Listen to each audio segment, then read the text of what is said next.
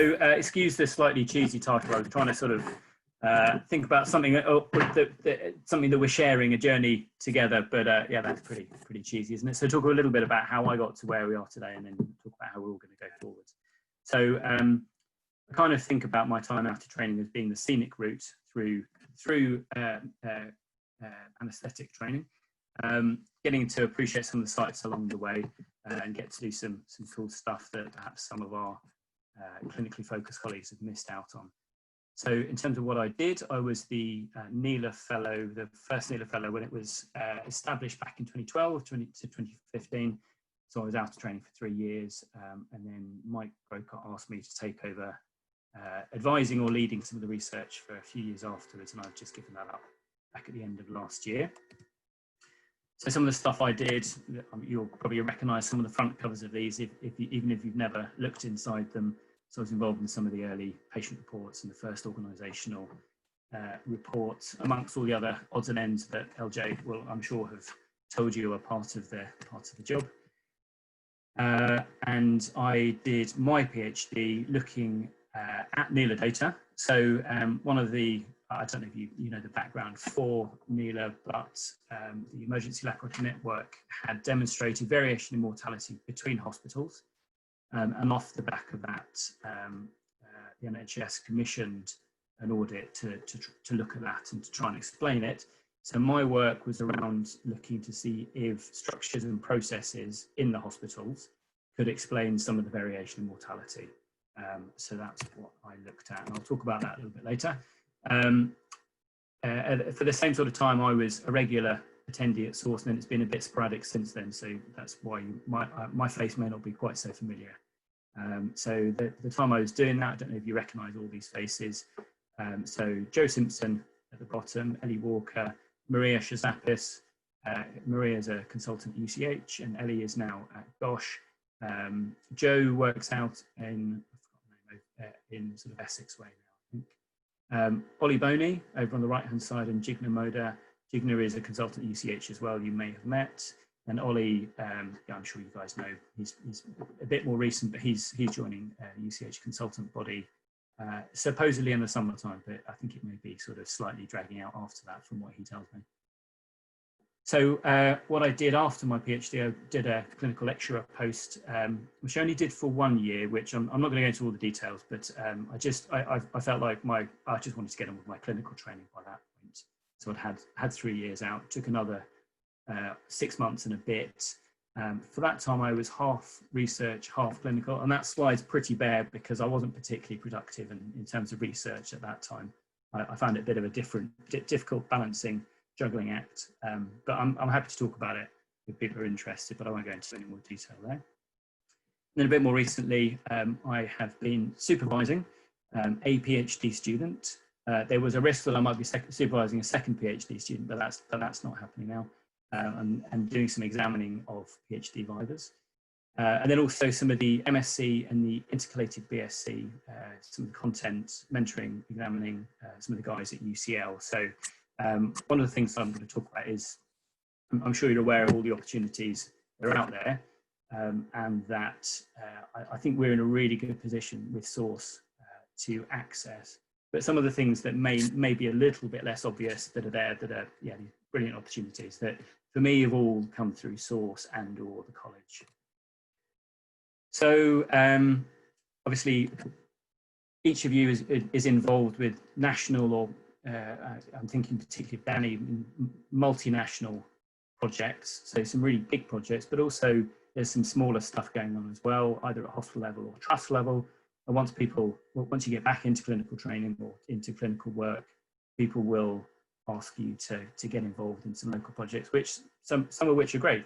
And it's a good opportunity to use the skills that you've learned on some big stuff to make a difference locally. So that's something I maybe didn't appreciate while I was after training, but coming back into training, there's a lot of opportunities there.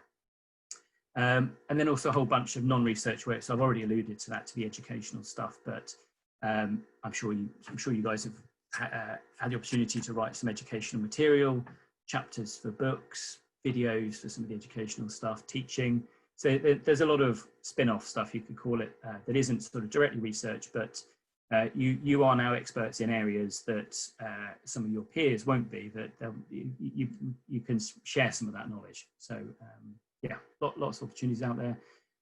So you guys may or may not know that the source group a few years ago, probably about 5 years ago, was asked to write some of the modules, some of the core material for the UCL Peri-Op MSc. So we're among the group who wrote some of the initial modules for that. So again, another example of some of the, I think, quite high impact stuff that Source has been involved with previously. And you probably also know that SORT was developed by the Source team. So this was Joe Simpson's work, looking at NCPOD data, really big data sets, great piece of work. And you'll know that this is used in clinical practice. It's a little bit regional. Some places use it more than others, but it's used and lots of people talk about it.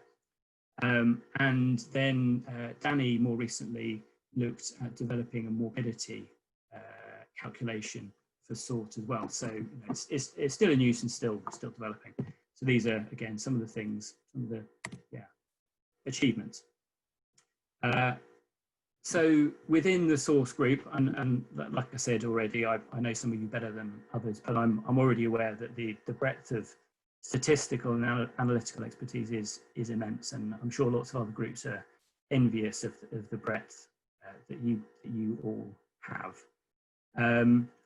But other bits of expertise are managing projects, getting approvals, and I know that there's a bit of collaborative working and supporting one another, but I think going forward, this is something that'd be really good if we can try and support one another a little bit more and declare our areas of experience or expertise sort of explicitly. It'd be nice so that people know who to come to with particular types of analyses, or if they're having difficulties getting grants that other people have achieved, or getting approvals for some of that data sharing stuff that Dermot was just talking about before. Also getting published. So there's the guys of you who have been doing this for a bit longer will have lots of experience now in getting published that we can share amongst one another. You may also have some expertise in peer review, and I think that's really valuable in getting your work out there. I've done a little bit in recent years, and actually I think it's really helpful in publishing your own work. So this is some more expertise we can share. I've already mentioned grant applications. And then the day-to-day, probably the most important bit is actually balancing everything: clinical work, research work, and family commitments. And so we can hopefully learn from one another and share that a little bit. And then I was just going to make a couple of suggestions. So you probably are all aware of Plan. So this is something I got involved in only after I finished my PhD, but actually I think is a really good thing to be involved with. It doesn't have to take up a lot of your time. They really appreciate the expertise that you guys will bring. So I actually don't know if anybody is a member or on the board for Plan currently, but if you're not, think about it. It's a good thing to be involved with, and they do some really good projects actually. The GAS newsletter I only came to fairly late again, but there's some quite good stuff for people who are out of training, for fellows in particular. And then there's a couple of bits of work. So you may be familiar with this, some guidance about being, well, yeah, it's not necessarily out of training, but doing research in the type of stuff that we're all doing.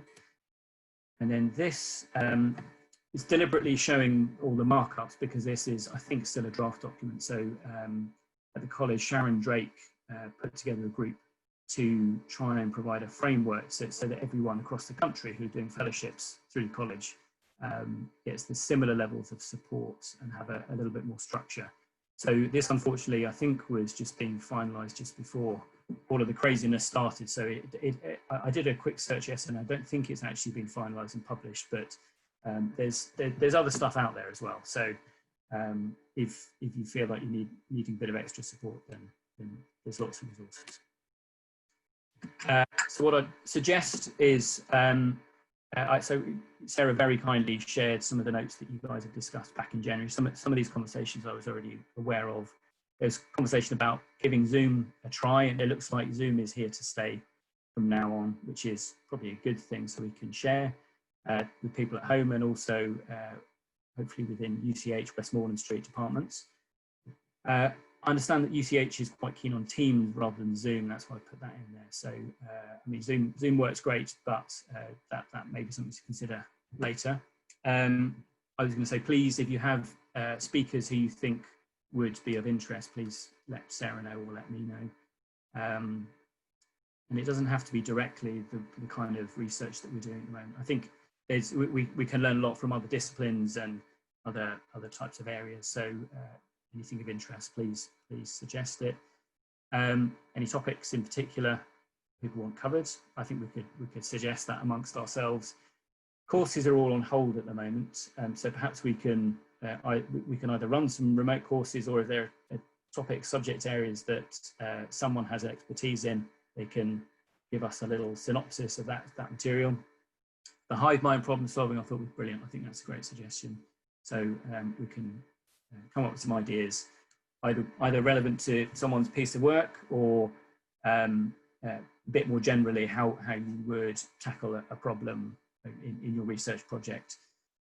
There was mention, I didn't see it on that form from January, but in some of the discussions about collaborating amongst ourselves. So particularly if you have some data approvals, that we might be able to do some work together. If one person who has access to the data doesn't necessarily have the time, we'd obviously have to sort out the approvals to do so, but perhaps we could pool that amongst ourselves and enhance the value of that data. I've already said, let's declare expertise.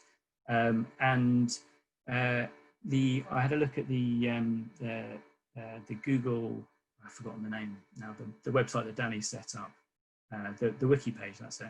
It'd be nice if we could sort of try and update that a little bit. So that there are some important people I noticed were missing from that. So if that's something we can do, that would be brilliant. And that's all I was really going to say in terms of introducing myself and thinking about how we might go forwards. So any comments? Shall I take it off sharing?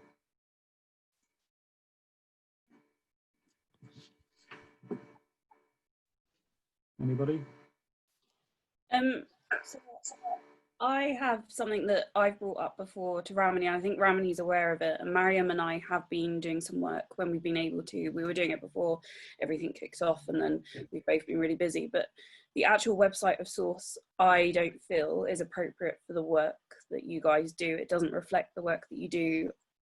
And I think we could do better. Like, we could have a better website. The stuff Danny's done is really good for kind of internal, but I think our public facing social media platforms aren't great. And I think we should consider investing a bit of money to make a decent website that allows you guys to kind of showcase the work that you're doing.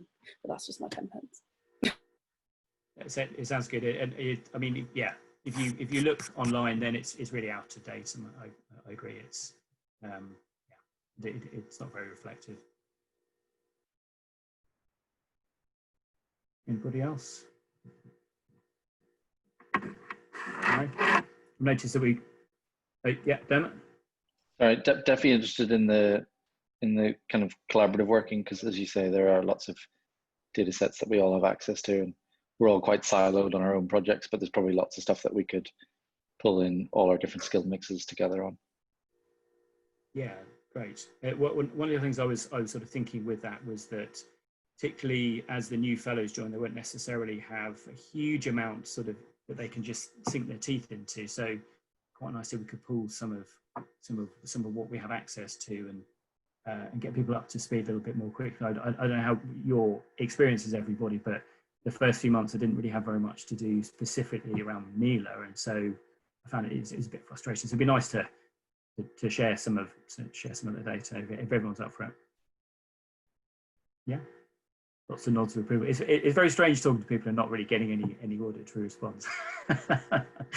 I think certainly for us on PQIP, in terms of there's lots of old data that's already been collected, but it's not going to be recruiting as per normal for the foreseeable future. I mean, in terms of still trying to get things up and running in terms of the approvals for changing to telephone consent and stuff, but all depending on hospitals doing the recruiting, isn't it? is that going to affect the work that you're doing for your? From a QI point of view, I mean, there's not been any time for people to, during the middle of COVID, starting some stuff up at UCLH again, but that's very reliant on me being there on the ground, and in terms of cascading it down to other hospitals, well, obviously we've taken a massive step back on that. Yeah. Okay. Yeah. Yeah. So in terms of taking discussions forward, is it any preferences on how to do it? So yeah, I think you've got a Dropbox. You can just about see you there, Sarah. A Dropbox. So I mean, have you previously been sharing? So I still don't have access to the wiki, and neither did Helen when we were trying to get access to it. Okay. I have to say, I know a bit about how it works, but I've not played with it enough to kind of give an overview. I can have a look at it again and see if I can add you to it if you want. Thanks. And Georgie probably hasn't got access either. And then in terms of sharing data that we would be able to share, I mean, Dropbox has its limitations. Are you using the server at the college, or has this been done before? Anyone done it? So Christelle gave me access to some of the PQIP data. There is a complicated way, if you have access to the college shared drive, but it somehow didn't work depending on what your personal computer is. So she managed to somehow shuffle things around and give it to me. So it comes through her, in my experience. Okay. Okay. Is everyone got access to college servers? Nodding. Yeah. Justin, have you got? No. Okay. So we have to find a way of working around so that everyone's able to share stuff. And yeah, we'll look at getting approvals if we're looking at specific projects. Anyone want to volunteer their data as being the test case so we can look at this stuff and try and take it forward? I definitely can't volunteer any data, but I wonder if things like access to the wiki, access to the college drive should maybe be incorporated as part of our induction that we tried to roll out at the beginning of last year. Yeah, definitely. What's happened to that? Well, I mean, the content is all still there for anybody to deliver. It's just that I'm not exactly sure when we would do that. So are we expecting like a new intake of people in August? I think so. Yeah, I have to clarify that. So there's been no discussion about delivering that induction day, whether we do it remotely through something like this. Maybe not with me. Okay. So maybe we look at that. Okay. Shall I just briefly talk about some of my research then? That was the other thing I was going to do, and then yeah, good.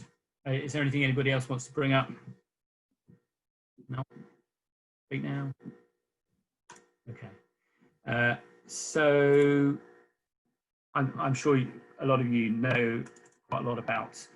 How do I get rid of this? Quite a lot about NELA, so I wasn't really going to go back into very much of the detail, but I thought I'd just sort of pick up on a little bit of stuff that's particularly relevant to my work.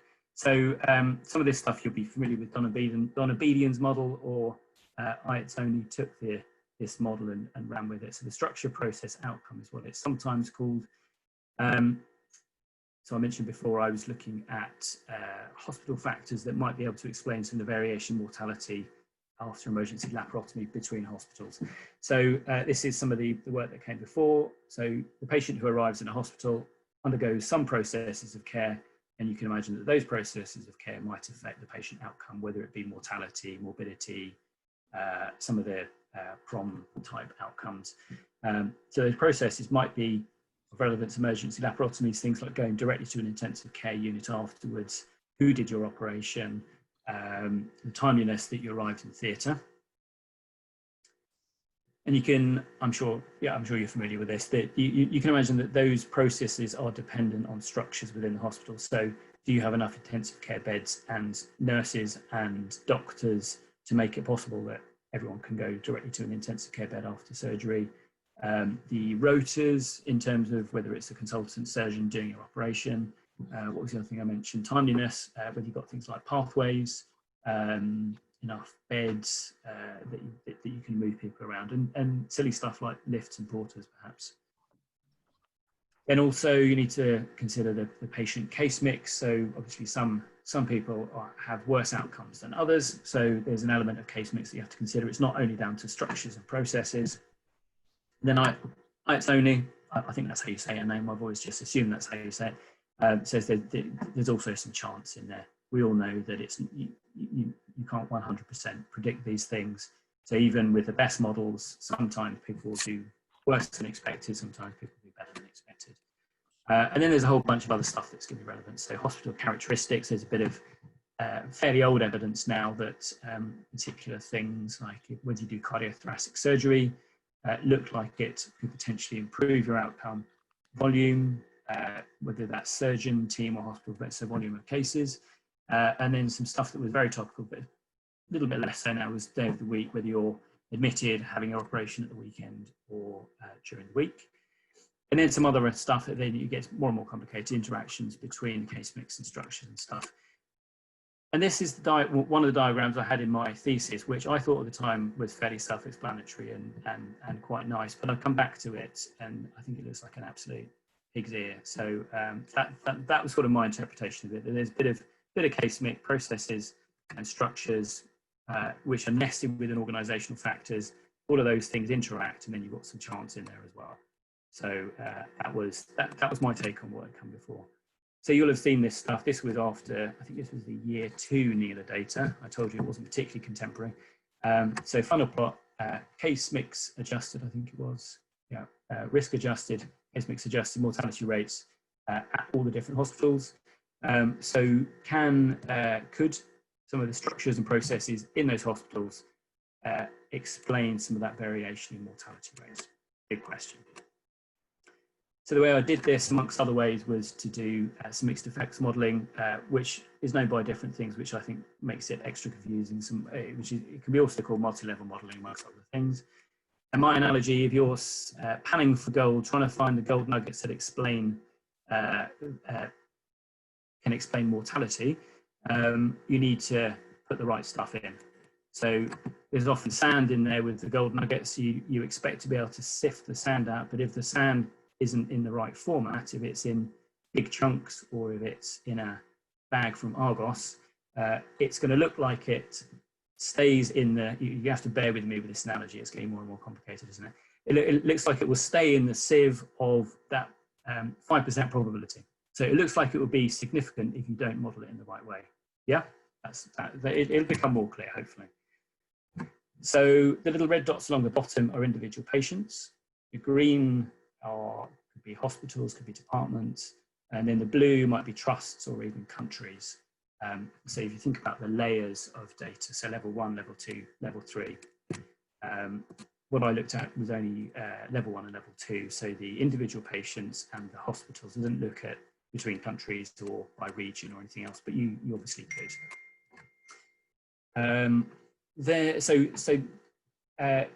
Variation with the population. So we're all familiar with this. So this is looking a little bit to explain, using multi-level analysis, the overall variation. So that mu there in the middle is the overall mean for the entire population. The individual little red dots along the bottom are the individual patients, so the level 1. The green distribution plots are, let's say, the individual hospitals, and then the blue could be individual countries. So how much of variation by hospital or perhaps by country influence the overall mean? So this is the theory sort of underlying looking at mixed effects models.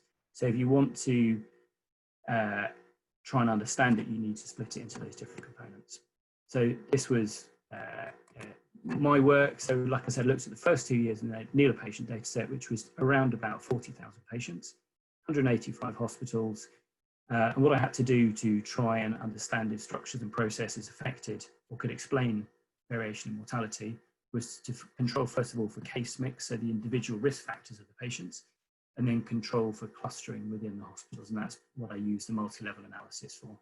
So I looked at 30-day and 90-day mortality, which was derived through ONS. Neela's lucky to have agreements in place so that you can access ONS data. Flow diagram. So you can see had to drop relatively small proportion, perhaps about 10% actually, isn't it? So I ended up with 39,000 patients. This was how the continuous variables were associated with 30-day mortality. So what we used was the original CPOM. Things have been added and dropped and moved around a little bit in the Neela data set since the original, but these are some of the original POSM variables. You may notice hemoglobin isn't on there. It wasn't, however we looked at it at the time, it wasn't associated with outcome if you plotted it as a continuous variable. It had some strange sort of inverted U-shape associations that we couldn't really explain. So I didn't include that in the model. And then I've done what you shouldn't do. So this was unadjusted associations, and then this is adjusted, so case mix adjusted. So these are some of the associations once I've included them in a multi-level, multivariable model. So you can see some of the stuff that came out as being significant and not. And like I said, there's a bit of interest around admissions, whether people die more at the weekend. So the day of surgery, Thursday was the most common day. I don't know if it still is actually, LJ. What was the most common day to have an emergency laparotomy? So I used that as my reference variable. It certainly didn't look as if having an operation on a Saturday or Sunday or even Friday was associated with worse outcome. A little bit of a signal that maybe even Monday was worse. Read into that what you will, and there's lots of potential reasons for that. So the processes I looked at were these ones, which you may be familiar with. Who did your operation? Did you have a CT? Was your risk of death documented before surgery? Did you get your antibiotic in a timely way?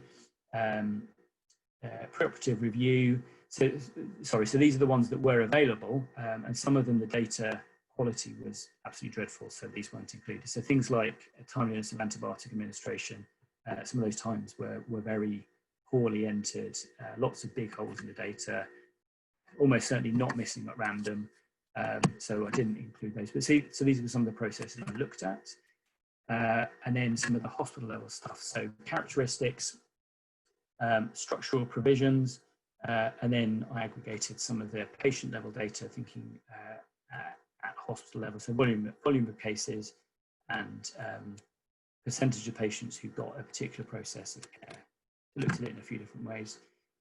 Bit of a description of the hospitals. So yeah, I mean, the ones I guess are of relevance are so tertiary referral centres, about a third.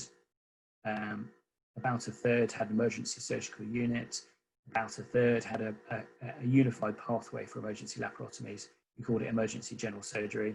And the other one is those arrangements for postoperative geriatric medicine review. I'm sure you've already seen this stuff. It's pretty dismal. So very, very few hospitals had arrangements to regularly review elderly patients after emergency laparotomy. So sort of the headline findings, so there was a reasonable amount of variation between the hospitals in 30-day mortality. That's sort of the main one. So this is the median odds ratio, and the further away it is from 1, the more it suggests that there is variation between hospitals. There's a whole bunch of ways of looking at variation between hospitals or this multi-level, but that was the one I chose. Once I controlled for structures, processes, and case mix, that's what that is, the variation between hospitals came down a little bit. So some of that variation you could explain by some of this stuff. And the things that seem to be associated were if you didn't have, so if you're a hospital that most of the operations were not performed by a consultant surgeon and anaesthetist, I don't know if that makes sense, I've said it in a contorted way, the odds ratio of 30-day mortality is 1.6. You can see if the confidence interval is fairly wide, but it looked like it was significant. Post-op Jerry's review in people 70 years or older, if you had one of those, it looked like you had a much better outcome. I tried to control for survivor bias and did a whole bunch of ways of looking at that, but actually, however you looked at it, it seemed to be associated with quite a significant survival benefit. If your hospital had a perioperative care pathway, these are quite low bars, I think you'll probably agree. It looked like it improves the outcomes of the patients in those hospitals. So we didn't ask for anything in particular, but do you have a pathway? And I think the last one of these was if your hospital has an emergency surgical unit, so it's sort of akin to an acute admissions unit for the medics or AMU or whatever it would be, do you have a specific dedicated area for surgical patients? Again, fairly wide confidence interval approaching 1, but again, looked as if patients in those hospitals did better to 30 days certainly. And then some of the stuff which is perhaps a little bit less convincing, people who went straight to an intensive care unit, even controlling for case mix, even controlling for hospital clustering, it looked like they did worse. Again, lots of questions around this sort of stuff. Was that because of their risk? They high risk, that's why they went there, and we inadequately did case mix adjustment? Probably, who knows. And then the other one is, if you had risk documented at all, not were you high risk, but if you had it done at all, it looked like your outcomes were slightly worse at 30 days. And again, the NILA data all along has shown you're more likely to have risk documented if you are higher risk. So looking at things like PPOSM and ASA. So again, it may just be a reflection of that and inadequate case mix adjustment. So the main takeaway from my research was that there's lots of opportunities to improve survival to 30 days and to 90 days after emergency laparotomies. Those things that I've shown you are low technology. Some of them are relatively inexpensive structures and processes to deliver. Things like having a pathway, that's really very cheap, isn't it? Yeah, there's one of the messages seems to be that if you have good coordination, good coordinated communication between individuals throughout the perioperative period, I mean, this isn't rocket science, isn't it? You do better, and it looked like there's really substantial gains to be made in older people. So 25% of over 70-year-olds die within 3 months of surgery. Being seen by a geriatrician doesn't seem like a huge thing, but although there aren't many geriatricians out there who would be able to go and review every emergency laparotomy patient, but yeah, again, significant gains to be made. Limitations, that I only looked at short-term mortality, didn't look beyond that, and it was mortality. We didn't really specify or know the components of a pathway that made a difference, and the same for the geriatrician care. Presumably some elements of a geriatric review are more important than others. Maybe it's just having a medical mind, having a look at the patients. It's not clear. So there was some work being done by Jagdeep's group looking at some of that stuff. So that's it for what I was going to talk about. Any comments, questions, anything?